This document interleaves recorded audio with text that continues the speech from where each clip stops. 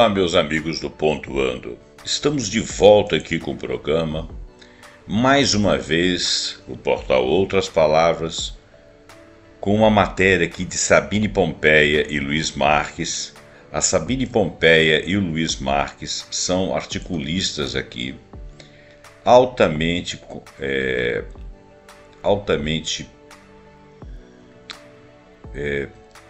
com credenciais, altas credenciais para falar sobre os assuntos, os mais diversos, mas principalmente esse que nós vamos falar hoje, porque a Sabine Pompeia, ela é docente do Departamento de Psicologia da Universidade Federal de São Paulo, que é a Unifesp, e especialista em jornalismo científico do Laboratório de Jornalismo Científico da Universidade Estadual de Campinas, da Unicamp. E o Luiz Marques, ele é professor livre-docente aposentado e colaborador do Departamento de História do Instituto de Filosofia e Ciências Humanas da Universidade Estadual de Campinas, onde foi cofundador do curso de pós-graduação em Arte e História da Arte.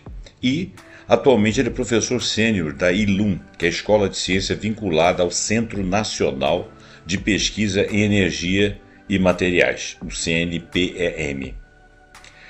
E membro do Coletivo 660, nascido do Fórum Social Mundial. Quer dizer, eles são altamente engajados, competentes, capacitados para desenvolver o seguinte assunto.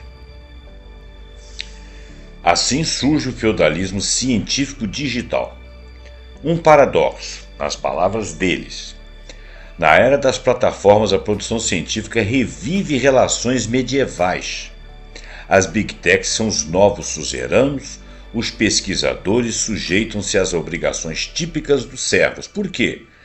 Tudo pode piorar com a eleição do magnânimo, do magnífico lá do Estado do Norte, que assumiu dia 20 de janeiro, cheio de atitudes, mais de 600 emendas, para poder dizer que está trabalhando e não dá tempo de ninguém pensar.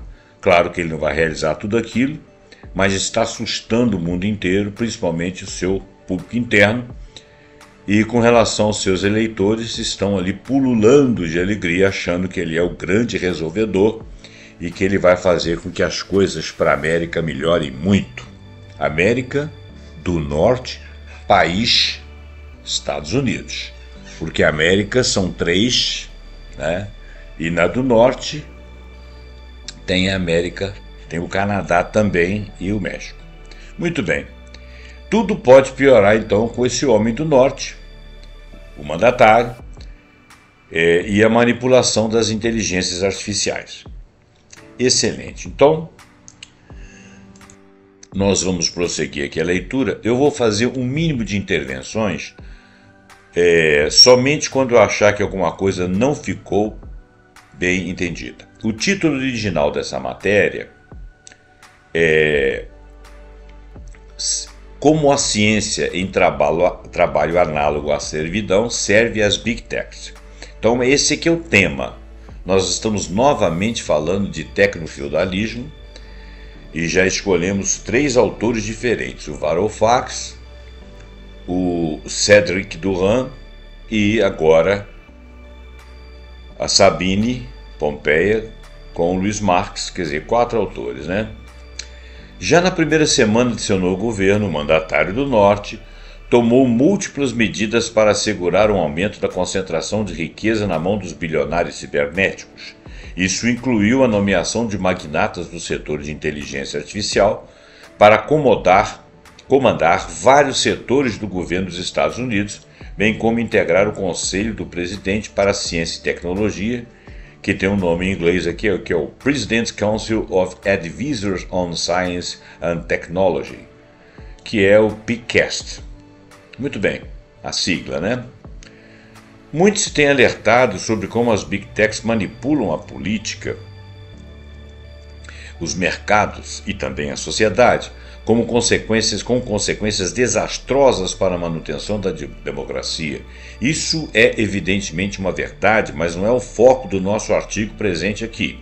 O que não tem recebido a devida atenção é como essa engrenagem se associa ao controle das Big Techs sobre os meios de produção e disseminação de conteúdo intelectual gerado com recursos públicos, pois conhecimentos científicos e tecnológicos formam a própria base do domínio generalizado da plutocracia do Vale do Silício, com graves consequências para a humanidade. Entre parênteses, um adendo.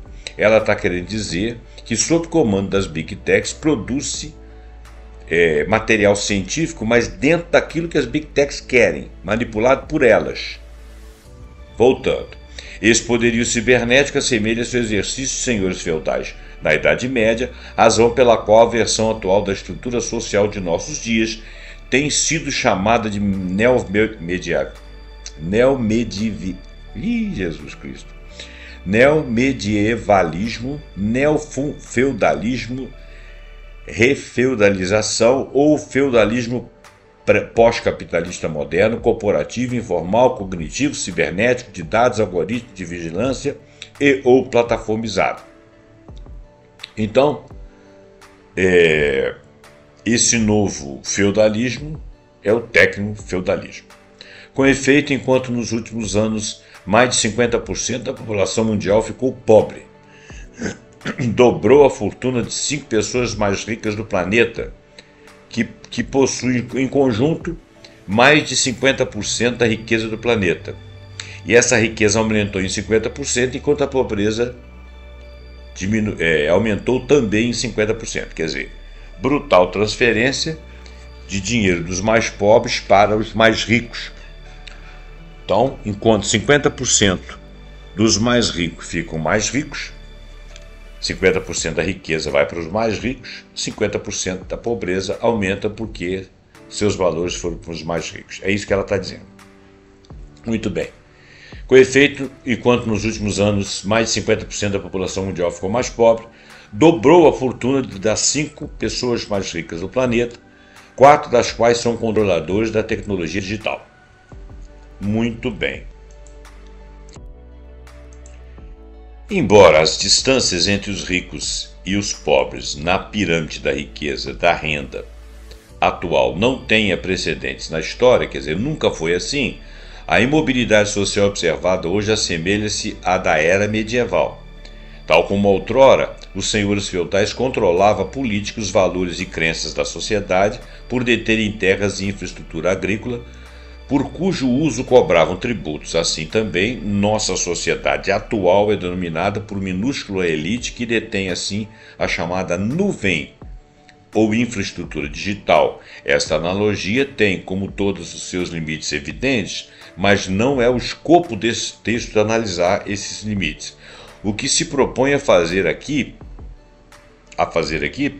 é discutir os paralelos entre o domínio e a apropriação do produto, do trabalho e do serviço dos servos da gleba desses senhores feudais digitais e o que tem ocorrido na ciência, ou seja, uma apropriação do conteúdo intelectual gerado na comunidade científica por empresas do ramo digital, um oligopólio de empresas envolvidas na produção e disseminação de conhecimento científico e as Big Techs, bem como suas causas e suas consequências, quer dizer, estão se apropriando de um conteúdo pago pelo Estado, quer dizer, pago por toda a população, em detrimento dessa população, porque não chega a ela, não é para benefício dela, não é para conhecimento dela, não é para as instituições que prestam serviço a ela, mas é para as Big Techs que prestam serviço a si próprias.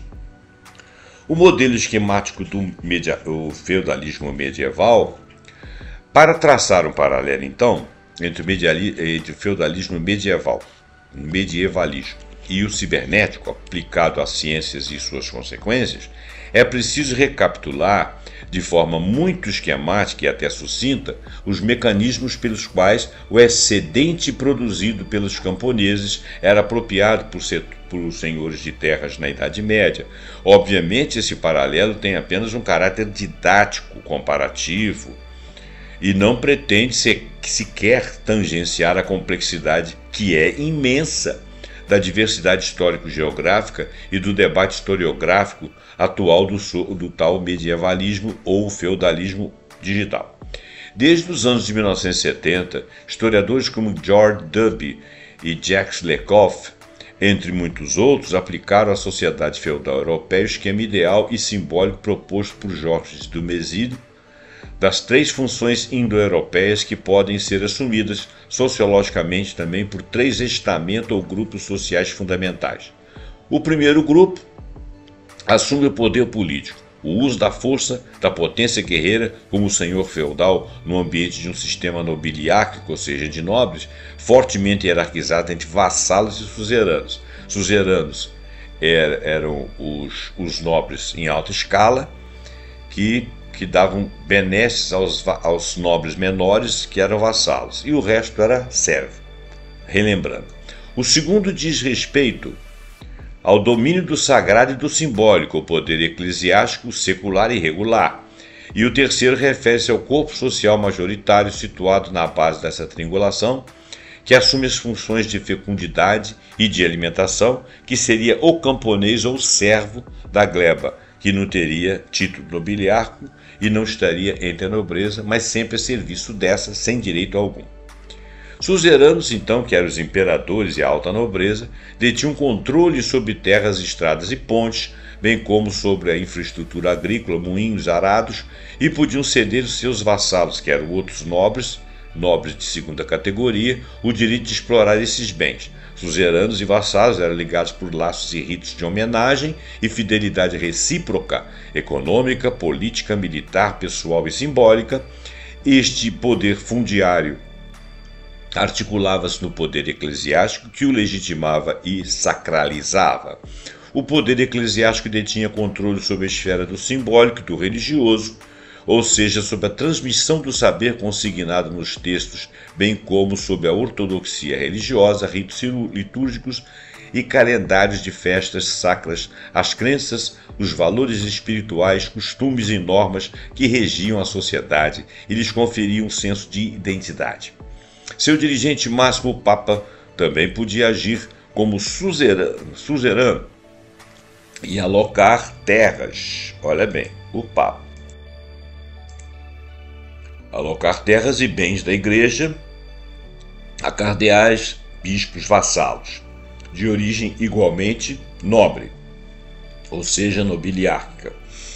Esses 2 estamentos sociais, frequentemente oriundos das mesmas famílias, exploravam em conjunto a base da sociedade feudal, responsável pela produção efetiva de riqueza agropecuária e artesanal, ou seja, eram servos da gleba, os quais, em contrapartida, recebiam moradia, segurança e acesso a pequenas porções de terra que podiam cultivar por conta própria, mansos de serviço, para assegurar sua sobrevivência.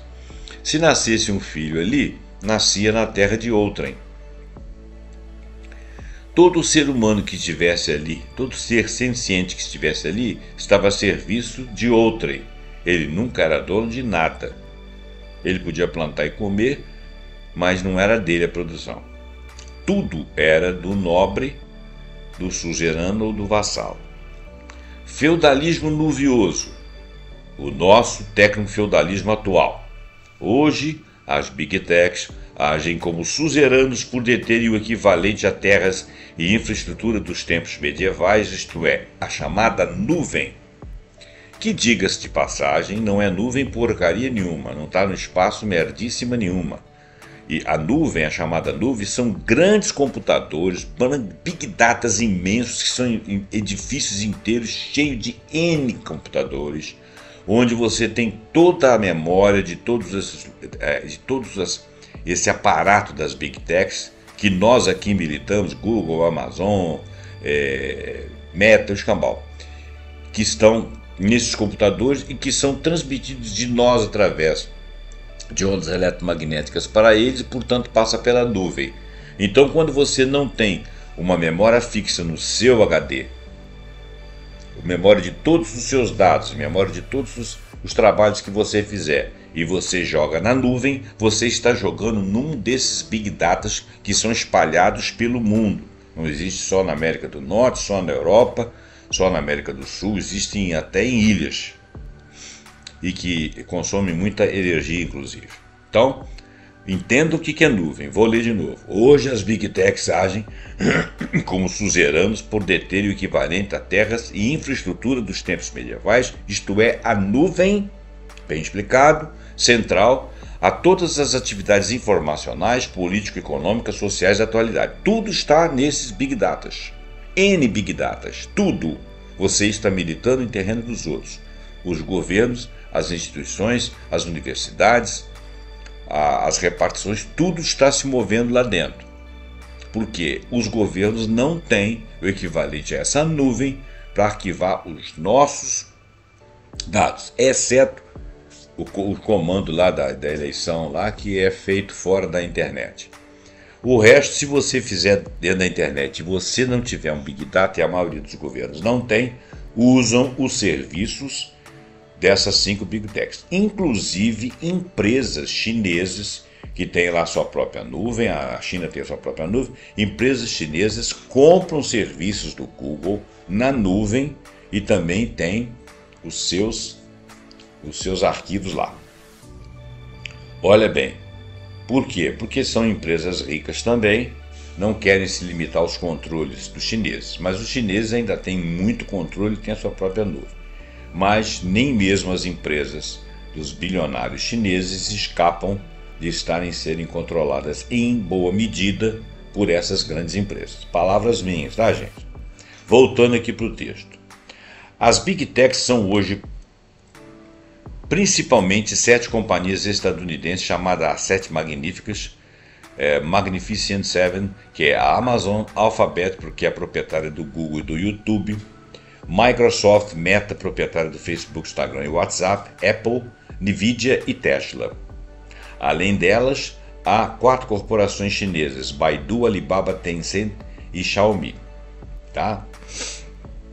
Essas 11 megacorporações desfrutam dos status de titãs do ramo das tecnologias da informação por oferecerem 4 tipos de serviços pelos quais cobram de diversas formas. A infraestrutura para o processamento de dados e informações, como o Amazon Web Service, o Google Cloud Space e o Microsoft Azure. E B. Software aplicativos. C. Dados como saúde, localização, histórico de buscas e compras, etc. D. Plataformas de vários tipos, busca de informações Google, repositórios de vídeos, etc. YouTube, comunicação WhatsApp, socialização online Facebook, pagamentos PayPal, vendas Amazon Marketplace. Esses serviços são empregados por toda a sorte de empresas que operam ou têm presenças online. Por exemplo, somente 3 dessas empresas, Amazon, Google e Microsoft, concentram hoje 64% de todo o mercado de serviços de infraestrutura da nuvem. Ao usar esses serviços, empresas e estados que os alugam tornam-se parceiros, entre aspas, das Big Techs. Trata-se, obviamente, de um eufemismo.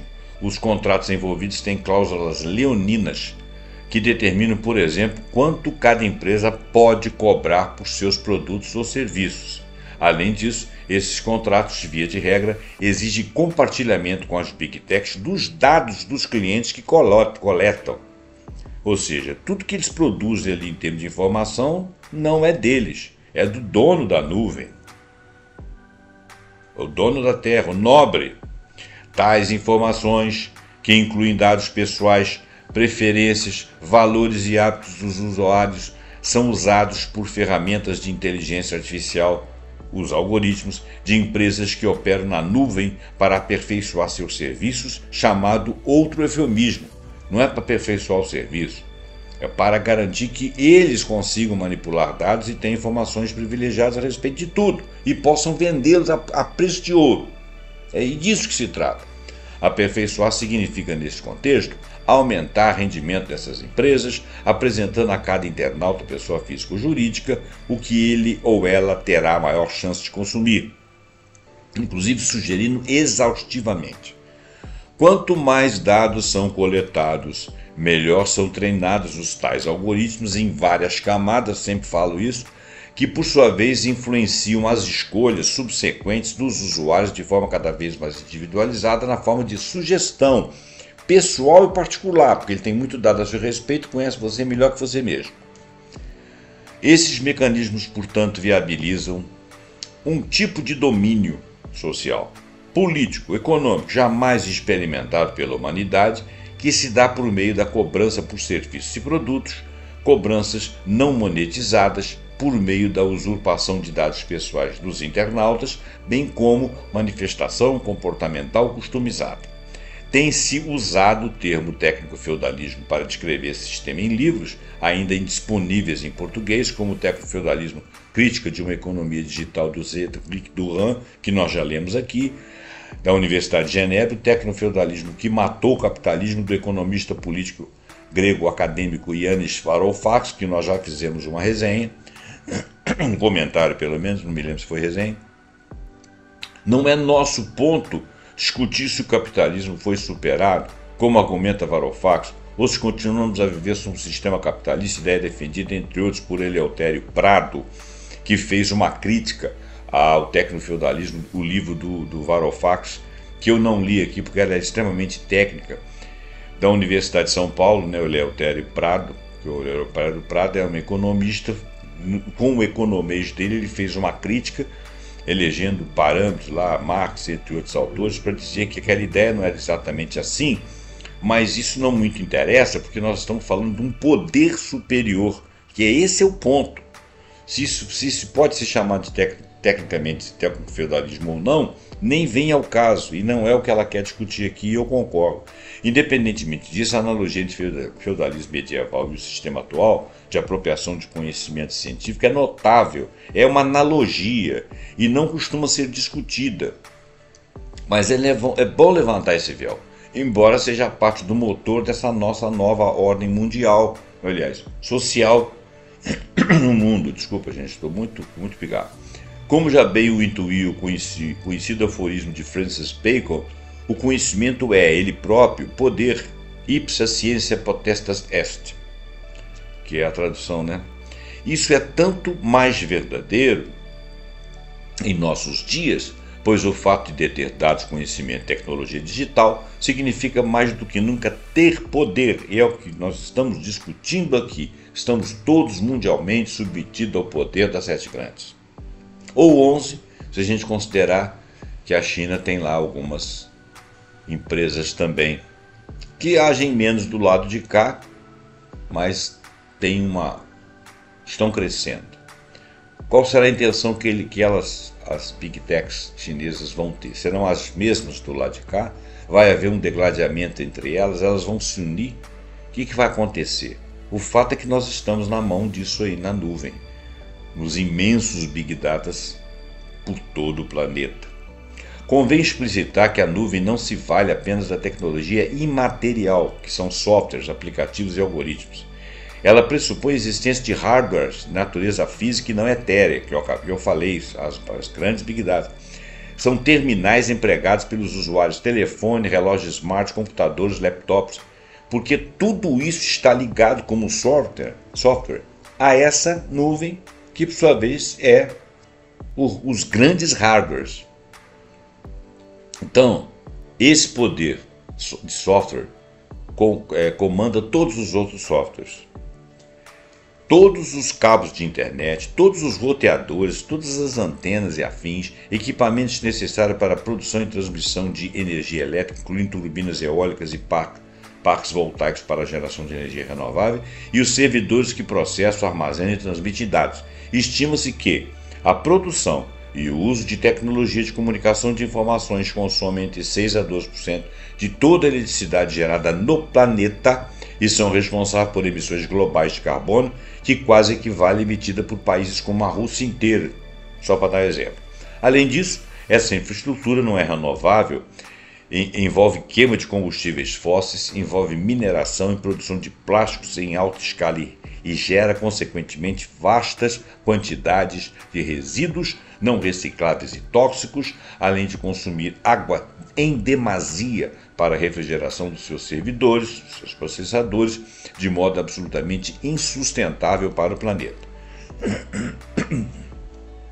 Todos esses graves danos ambientais, assim como a importância da centralização de dados e conhecimentos científicos e tecnológicos acima mencionados, aplicam-se não somente aos serviços informacionais ofertados pelas Big Techs, estendem-se também a outros produtos que comercializam pois essas empresas têm participação tentacular em muitos setores econômicos, como as áreas de financiarização, a medicina, notadamente no ramo farmacêutico, engenharia e física, como a indústria automobilística e de satélites, para dar apenas alguns exemplos. Suzeranos, vassalos e servos do feudalismo, cada hora parece um nome, né? O paralelo entre as funções tripartites da sociedade feudal com a produção científica no mundo contemporâneo salta aos olhos, de onde a possibilidade de designá-la como uma espécie de feudalismo científico digital ou equivalente, para a brevidade, um ciento-feudalismo digital, apenas para abreviar. As Big Techs operam como suzeranos que têm vassalos, um grupo de empresas que controlam toda a cadeia de produção e divulgação de ciência de forma digital.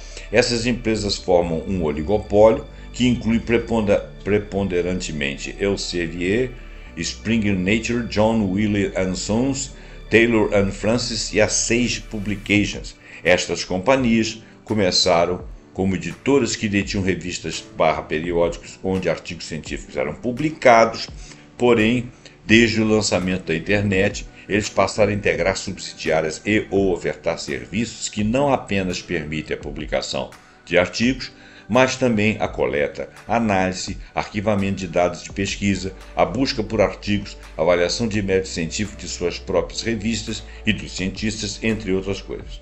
Isso foi possível graças às integrações horizontais, fusão e ou compra de editores menores, e verticais, controle sobre todos os níveis de processo de produção de conhecimento científico e tecnológico. Então, a ciência hoje ela é toda plataformizada. A escolha deles, em geral, envolve esse tipo de domínio empresarial. Por sua vez, servem como servos também da gleba a esse oligopólio e as Big Techs, os cientistas e os estados que financiam esses cientistas ou essa produção científica, diretamente por meio de salários e infraestrutura física e indiretamente através de agências de fomento à pesquisa. Tudo sai do nosso bolso, não sai do bolso deles. É como as farmacêuticas. Os governos financiam a pesquisa, financiam a produção do remédio, da vacina, seja lá o que for, depois o laboratório vende e fica com a patente. Quer dizer, nós financiamos a descoberta, eles patenteiam com propriedade deles e vendem para nós que são comprados através de governo. Então nós pagamos 2 vezes pela mesma coisa. Que a gente pagasse a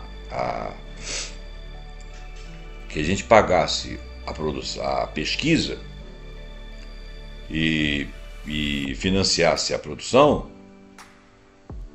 a venda teria que ser feita através dos governos e uma parte do lucro ser da empresa. E eles não teriam direito à patente. Ou se eles têm direito à patente, o lucro seria do Estado. Se eles não têm direito à patente, o lucro seria deles. Claro que isso não casa, né? Eles têm lucro exatamente porque eles ficam com a patente. Então, nós damos a patente de mão beijada, nós financiamos a pesquisa, o trabalho, o estudo, o que der certo, o que der errado, e depois deixamos eles venderem porque eles têm a patente. Complicado pra cacete isso, gente. Tem que estudar um método aí. E essa ciência toda é feita pelo Estado. Então, esse bloco de poder ligado por uma relação de suzerania e vassalagem detém controle ciberespacial sobre feudos digitais capaz de inviabilizar qualquer tentativa de fazer ciência em formatos alternativos. Se você quiser verba para fazer um tipo de pesquisa que não interessa a esses grandes, você não vai fazê-lo, porque a verba não vai chegar até você. Ele lucra cobrando pelo uso da ferramenta nuviosa que controla, usados na produção e disseminação dos conhecimentos, não participa do processo de produção desse conhecimento, tal como outrora os senhores feudais dominavam a riqueza produzida pelos servos da gleba e eles não participavam da produção. Aqui também não participam. A servidão dos cientistas neste cenário se dá por meio do pagamento de vários tipos de tributos cobrados por essas mega empresas, cujos paralelos no universo medieval serão exemplificados mais abaixo, embora o mesmo se aplique a outros setores da produção intelectual e artística, também no jornalismo, na literatura, na música, etc., estes não serão explorados aqui, pois têm diferentes consequências. Quais são os tributos cobrados à comunidade científica? Revistas científicas existem há mais de 350 anos e o processo de produção, publicação de artigos nesses periódicos permanece essencialmente o mesmo desde então, com algumas exceções. Hoje, textos científicos estão disponíveis na nuvem e não mais exclusivamente no papel, e incluem obras que ainda não foram chanceladas com o selo de qualidade científica aprovadas por revisão por seus pares, como é o caso da preprints, que são postagens online de textos antes de serem publicados como artigo, e artigos que aparecem em revistas que só visam lucros em publicar, que são revistas predatórias. Esse tipo de texto científico não serão aqui tratados. Focaremos somente nos artigos que atendem a padrões de rigor de avaliação científica atualmente e disponíveis online em um de dois modelos alternativos de publicação. Letra A. Forma tradicional, em que os cientistas não pagam para publicar, mas pagam para ler artigos científicos, que é a forma predominante até o final do século XX. B. Uma forma emergente, particular, na última rodada, em que os cientistas não pagam para ler artigos, mas pagam para publicar, isto é, para que suas obras sejam disponibilizadas de forma livre e gratuita, que eles chamam de Open Access. Ambos os modelos explicados em detalhes adiante garantem às empresas do oligopólio editorial taxas de lucro que chegam a beirar 40%, como é o caso da Elsevier, e nós estamos falando de taxas de lucro maiores até mesmo do que as taxas auferidas por mega empresas digitais como Google e Apple. Essas taxas são obtidas graças ao controle desse setor editorial sobre o empreendimento científico, o que lhe permite cobrar cada vez mais caro para que se possa ler os artigos que publicam, em média $40 por artigo, bem como para publicá-los, que chega a $12.000 por artigo, como considerável ônus para os países do sul global. Então, é aquele negócio. Eles cobram por uma patente deles financiada pelo Estado, que todo mundo paga. Examinemos agora as diversas formas de apropriação do trabalho científico de parte desse oligopólio, consideradas em paralelo com o sistema feudal da apropriação do trabalho e dos frutos do trabalho dos servos da gleba. Em seguida, nós trataremos do papel das Big Techs nessa equação. Tais comparações despontam que o servilismo imposto a cientistas é, por sua vez, até pior do que os tributos impostos aos servos na época da gleba. Primeiro, a talha. A talha era um tributo cobrado dos servos pelos senhores feudais, que correspondiam à porcentagem da colheita cultivada pelos próprios servos nas pequenas porções de terra, que eram a eles concedidas por senhores. Diferentemente, a depender do modelo de publicação de artigos, a talha imposta por empresas digitais e pesquisadores equivale à totalidade do que os cientistas produzem ou mesmo, ou talvez até mais, por mais irreal que isso possa parecer.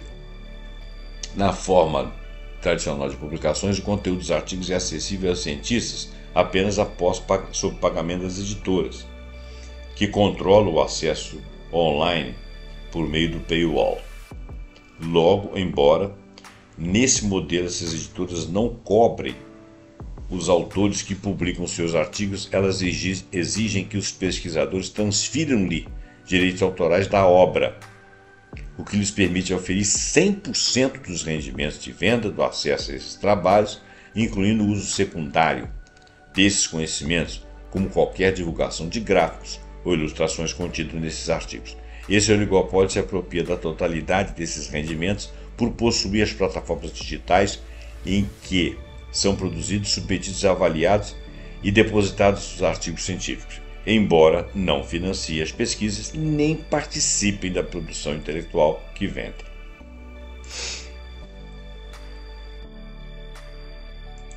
Segundo, a corvéia. A corvéia era um tributo feudal na forma de trabalho sem vencimentos a ser realizado pelos servos na propriedade dos senhores, reserva senhorial, sendo que o resultado desse trabalho cabia exclusivamente aos controladores das terras. Algo parecido também ocorre na ciência, já que o controle de qualidade de artigos publicados pelas editoras e pelas quais elas lucram é realizado gratuitamente por outros cientistas. A revisão por pares é trabalho não pago e, se fosse estima-se que custaria em torno de 1,1 a 1,7 bilhão por ano. Boa parte dos editores científicos também não são pagos e os que são empregados por editores recebem valores muito abaixo de sua qualificação, pois ganham nos Estados Unidos da América em média $33 por hora, enquanto a remuneração dos cientistas com tributo de titulação de doutor, que é requerida para ser editor, é de $68 por hora. As banalidades e a mão morta. As banalidades eram tributos pagos por servos e senhores feudais pela utilização de ferramentas e infraestrutura sob poder de senhores, como moinho e arado, além do pedágio pelo uso de estrada e ponte.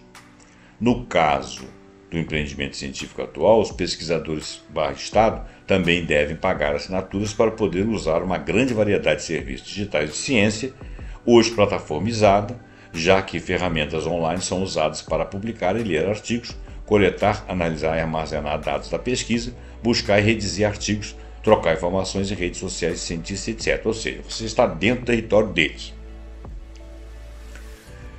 O dízimo. O dízimo era uma porcentagem da produção pertencente aos próprios servos devido à igreja, era pago à igreja. Representava um agradecimento ao divino pelo privilégio da fé e a marca da edificação dos edifícios morais, sociais, vigentes, etc.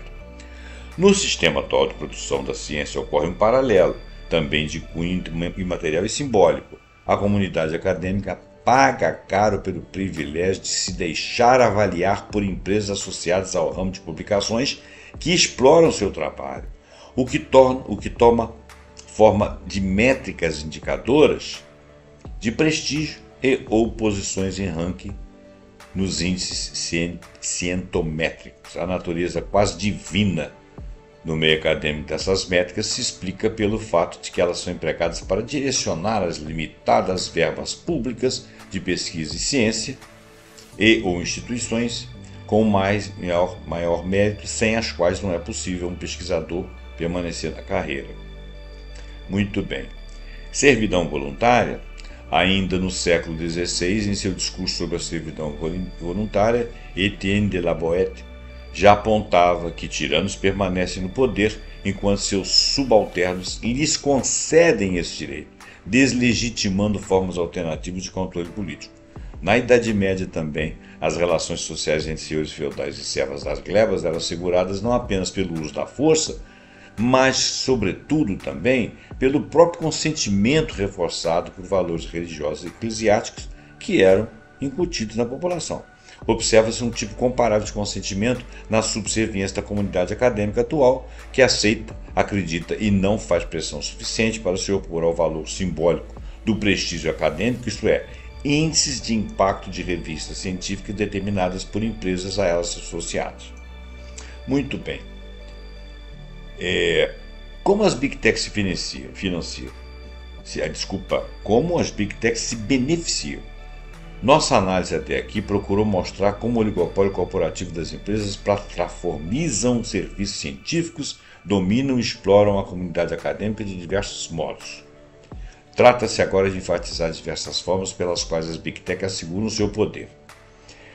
Primeira delas, todos os conteúdos intelectuais e dados pessoais e acadêmicos que o oligopólio do setor científico detém e obtém a partir do uso de seus serviços são acessíveis, na forma de parcerias, pelas Big Techs que controlam a infraestrutura, a tecnologia alugada por essas empresas para operar negócios. Segundo, as Big Tech disponibilizam serviços diretamente a instituições de pesquisa sem empresas intermediárias, é direto.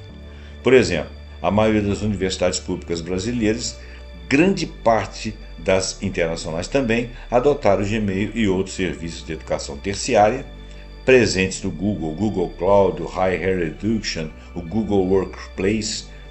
Embora seja necessário pagar assinatura para usar apenas alguns desses serviços, há sempre pagamento não monetário, cessão ao Google de todos os dados e conteúdos científicos, já publicados ou não, trocas de mensagens e conversas online entre pessoas do universo acadêmico, etc. Terceiro, a pressão exercida sobre pesquisadores para publicar, ascender em rankings de prestígio acadêmico, tem progressivamente elevado seu uso de modelagem de linguagem de grande escala baseados na IA, pertencente às Big Techs, como o ChatGPT da OpenAI, cujos investidores incluem Microsoft e o famoso Musk. Tal uso envolve auxílio na elaboração de projetos para obtenção de verbas, redação de artigos científicos, revisões de literatura e até análise de dados. Mais ainda, o aumento progressivo da dependência de IAs para produzir mais e muito rápido também pode ser outro desdobramento desfavorável ao dificultar que a próxima geração de cientistas consiga gerar hipóteses delas mesmas próprias, expressar suas ideias ou pensar criticamente sobre resultados, como bem fazem notar Tiago França e José Maria Montserrat em artigo a esse respeito que nós não conhecemos.